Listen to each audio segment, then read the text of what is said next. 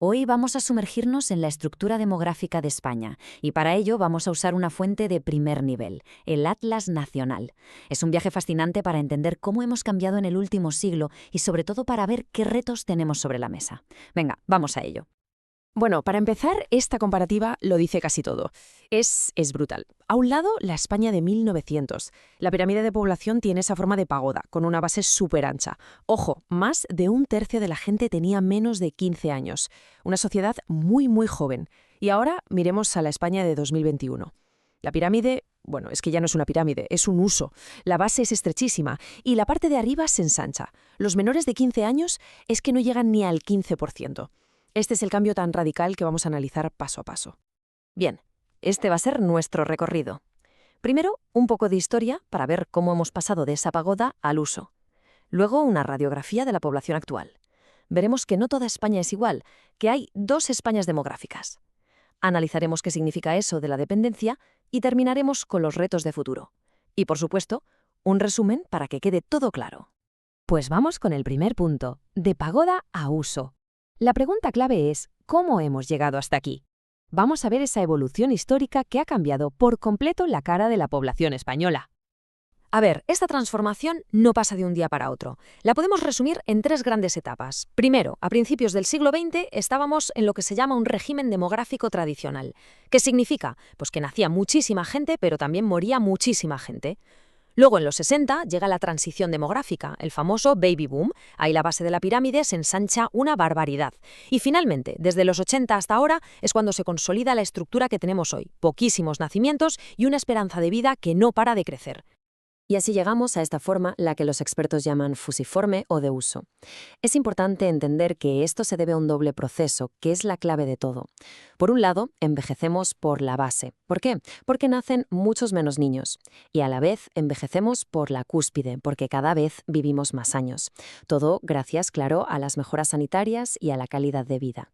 Vale, visto el recorrido histórico, vamos a hacer zoom en el presente, una radiografía de la población actual. ¿Cómo es la España de hoy en día? Dato a dato. Este gráfico es súper claro. El grosso de la población, el 66%, está en edad de trabajar, entre los 15 y los 64 años. Eso es lo que sostiene, por así decirlo, la estructura. Pero lo interesante está en los extremos. Solo un 15% de jóvenes y, ojo, casi un 20% de mayores de 65. La imagen que nos devuelve esto es sin duda la de una sociedad madura. Pero es que hay más. Dentro de este envejecimiento general hay un fenómeno que los expertos llaman sobreenvejecimiento. Y esto es importante. No es solo que tengamos más gente mayor, es que el grupo de los muy mayores, los de 80 años para arriba, crece a un ritmo tremendo. Ya son el 6% de toda la población. Y un dato más aquí. Se habla de feminización de la vejez. ¿Por qué? Pues porque en estas edades tan avanzadas la mayoría son mujeres. Pero, ojo, hasta ahora hemos hablado de medias nacionales, y eso puede ser un poco engañoso. La realidad es que España no es para nada homogénea. De hecho, podríamos hablar de dos Españas demográficas, con realidades muy, muy diferentes. Aquí vemos la primera gran brecha. El índice de juventud, es decir, la proporción de gente joven, es bajísimo en las provincias del interior, sobre todo en el noroeste. Pensemos en Ourense, Lugo, Zamora. En cambio, si nos vamos al Mediterráneo y al sur, a sitios como Murcia o Andalucía, el panorama es el contrario. ¿Y esto de dónde viene? Pues es el reflejo de décadas y décadas del éxodo rural, de la migración del campo a las zonas más dinámicas. Y claro, si le damos la vuelta y miramos el índice de envejecimiento, pues nos encontramos justo con el espejo de lo anterior. El patrón es completamente inverso. El noroeste interior tiene unos valores disparados. Hablamos de más de 2 personas mayores por cada joven, una barbaridad. Mientras tanto, Madrid, toda la costa y las islas están por debajo de la media nacional. De nuevo, son las consecuencias a largo plazo de esos grandes movimientos migratorios internos que marcaron el siglo XX. Vale, y toda esta estructura de edad, con estas diferencias territoriales, ¿qué consecuencias tiene? Pues tiene consecuencias socioeconómicas muy directas. Y para entenderlas tenemos que hablar de un concepto clave, el peso de la dependencia. El índice de dependencia es una herramienta fundamental. ¿Qué es lo que mide? Pues básicamente la relación entre la población que en teoría no trabaja, los menores de 16 y los mayores de 65, y la población que sí está en edad de trabajar. Dicho de otra forma, nos da una idea de la carga, del peso que soporta la población activa. A nivel nacional, la media de este índice es de 0,51. ¿Y esto cómo se interpreta? Pues es sencillo. Significa que por cada 100 personas que están en edad de trabajar, hay 51 que son dependientes, ya sea por jóvenes o por mayores. Es un equilibrio bastante delicado. Y como hemos estado viendo, esta media nacional esconde realidades muy distintas por dentro. Y hay una versión de este índice que es todavía más específica y muy útil para entender el futuro: el índice de dependencia senil.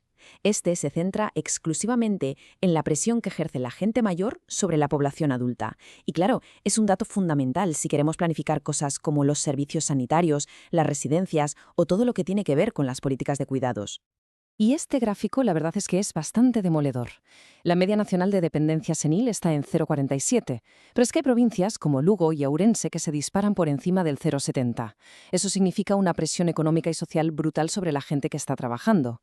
Y no solo eso, es que la media española ha subido casi 10 puntos en solo 20 años. Es un ritmo de crecimiento rapidísimo que además nos aleja de la media que tenía Europa a principios de siglo. Llegados a este punto, la mirada se dirige, inevitablemente, al futuro. Con este panorama, ¿qué retos nos plantea esta nueva realidad demográfica para las próximas décadas? Vamos a ver los desafíos de una sociedad longeva.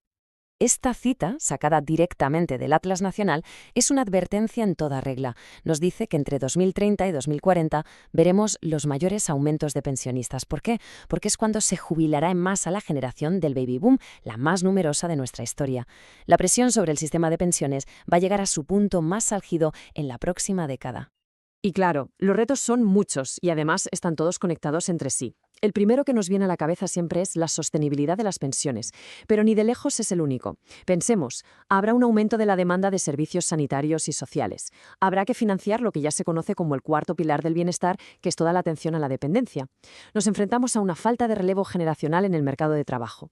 Y, por supuesto, hay cuestiones sociales muy importantes como la soledad o la vulnerabilidad de las personas mayores.